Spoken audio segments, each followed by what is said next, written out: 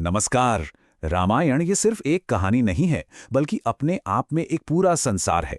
आज हम इसी महाकाव्य की विशाल पहेली को एक साथ जोड़ने जा रहे हैं, इसके साथ सबसे जरूरी हिस्सों यानी कांडों को समझते हुए, जो हमें श्री राम की एक अविश्वसनीय यात्रा पर ले जाते हैं। तो चलिए सबसे पहले इसके स्ट्रक्चर को ही समझते हैं। ये कांड असल में है क्या? इस सवाल को समझना रामायण की आत्मा को समझने जैसा है। पूरी रामायण को आप समझिए 7 हिस्सों में बांटा गया है, जिन्हें कांड कहते हैं। हर कांड अपने आप में एक पूरी कहानी जैसा लगता है, जिसकी अपनी शुरुआत है, अपना क्लाइमैक्स है। लेकिन ये सब मिलकर एक बहुत बड़ी शानदार गाथा बनाते हैं। तो हमारी आज की यात्रा का रास्ता क्या होगा? हम श्री राम के बचपन के चमत्कारों से शुरू करेंगे, फिर उनके वनवास की मुश्किलों से गुजरेंगे, सीता जी की खोज में समुद्र पार करेंगे, एक भयानक युद्ध देखेंगे और आखिर में एक ऐसे नतीजे पर पहुंचेंगे जो हमें सोचने पर मजबूर कर देगा। ये देखिए, ये है हमारी पूरी यात्रा का एक तरह से नक्शा। ये जो क्रम है ना, कहानी को समझने के लिए बहुत जरूरी है, क्योंकि हर कांड अगले कांड की जमीन तैयार करता है। तो चलिए पहले अध्याय से शुरू करते हैं। हमारा पहला पड़ाव है बालकांड, यानी बचपन का अध्याय। यहीं से इस महान गाथा का जन्म होता है। ये हिस्सा हमें श्री राम के शुरुआती सालों से मिलवाता है और यहीं उनके भविष्य के महान कामों के बीज बोए जाते हैं। यहां हम सिर्फ कुछ घटनाओं को नहीं देखते, बल्कि हम एक नायक को बनते हुए देखते हैं। उनके दिव्य जन्म से लेकर ज्ञान हासिल करने तक और फिर अपनी अद्भुत शक्ति दिखाकर सीता जी का हाथ जीतने तक, ये सारे पल उनके चरित्र को बनाते हैं और उस असाधारण इंसान की नींव रखते हैं जो वो आगे चलकर बनेंगे। और अब कहानी एक ऐसा मोड़ लेती है जिसकी किसी ने उम्मीद नहीं की थी। अयोध्या और अरण्यकांड हमें महल के आराम से निकालकर जंगल के मुश्किल हालातों में ले जाते हैं।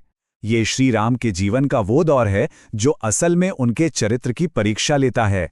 अयोध्या कांड में सियासत और परिवार के बीच एक जबरदस्त कशमकश देखने को मिलती है। हम देखते हैं कि कैसे एक रानी का दिया हुआ वचन एक पूरे राज्य की किस्मत बदल देता है। और यहीं हमें धर्म का एक बहुत बड़ा पाठ मिलता है। कर्तव्य के लिए श्री राम की अटूट प्रतिबद्धता, भले ही उसके लिए कितनी भी बड़ी कुर्बानी क्यों न देनी पड़े। जैसे ही वो जंगल में अपनी जिंदगी शुरू करते हैं, कहानी और भी गहरी हो जाती है। अरण्यकांड में हम इस महाकाव्य के सबसे बड़े संघर्ष की शुरुआत देखते हैं, सीता जी का दुष्ट राजा रावण द्वारा अपहरण। लेकिन इसी अंधेरे के बीच उम्मीद की एक खूबसूरत किरण भी है, शबरी के साथ श्री राम की मुलाकात, जो सच्ची भक्ति की ताकत को दिखाती है। सीता जी के अपहरण के बाद अब मकसद बिल्कुल साफ है, उन्हें बचाना है। किष्किंधा और सुंदरकांड पूरी तरह से इसी मुश्किल खोज पर आधारित हैं। और यहीं हमारी मुलाकात कुछ ऐसे नायकों से होती हैं जिन्हें हम कभी नहीं भूल सकते। किष्किंधा कांड में कुछ ऐसी रणनीतिक साझेदारियां बनती हैं जो युद्ध का रुख बदल देती हैं। श्री राम को सिर्फ एक सेना नहीं मिलती, बल्कि उन्हें अपना सबसे बड़ा भक्त और सबसे ताकतवर साथी भी मिलता है, महान हनुमान। और ये दोस्ती कहानी की दिशा हमेशा के लिए बदल देती है। सुंदरकांड को तो अक्सर रामायण का दिल कहा जाता है। ये कांड पूरी तरह से हनुमान जी के साहस और उनकी भक्ति को समर्पित है। समुद्र के पार उनकी वो अविश्वसनीय छलांग से लेकर सीता जी को उम्मीद का संदेश देने तक, ये कांड विश्वास और लगन की शक्ति का जीता जागता सबूत है। सारी तैयारियां, सारी साझेदारियां, सब कुछ इसी एक पल के लिए हो रहा था। युद्ध कांड, वो महासंग्राम जहां ब्रह्मांड की किस्मत दांव पर लगी है। ये अच्छाई और बुराई के बीच की आखिरी लड़ाई है। इस अध्याय में हम सिर्फ एक लड़ाई नहीं देखते, ये एक महायुद्ध है। श्री राम की वानर सेना रावण की राक्षसी सेना से भिड़ती है। ये वीरता, बलिदान और आखिरकार धर्म की जीत की कहानी है, जो श्री राम की विजय के साथ अयोध्या वापसी और उनके सिंहासन पर बैठने के साथ खत्म होती है। युद्ध तो जीत लिया गया है, लेकिन कहानी अभी खत्म नहीं हुई है।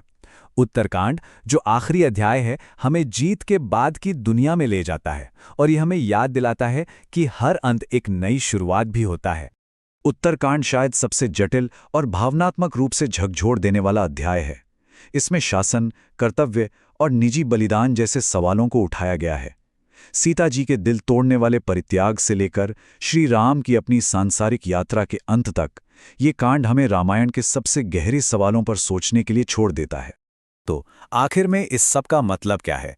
जैसा कि ये पंक्ति हमें याद दिलाती है, रामायण सिर्फ एक साहसिक कहानी से कहीं ज्यादा है। ये धर्म, नैतिकता और सही तरीके से जीवन जीने के बारे में एक ऐसी गाइड है जो समय से परे है। हर कांड हमें इन गहरे सच की एक अलग परत दिखाता है। और ये हमें एक आखिरी लेकिन बहुत जरूरी सवाल पर लाकर छोड़ देता है। हजारों साल बाद ये प्राचीन कांड हमें आज क्या सिखा सकते हैं?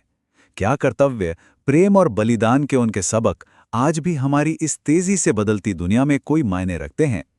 ये एक ऐसा सवाल है जिस पर सोचना वाकई में बहुत जरूरी है।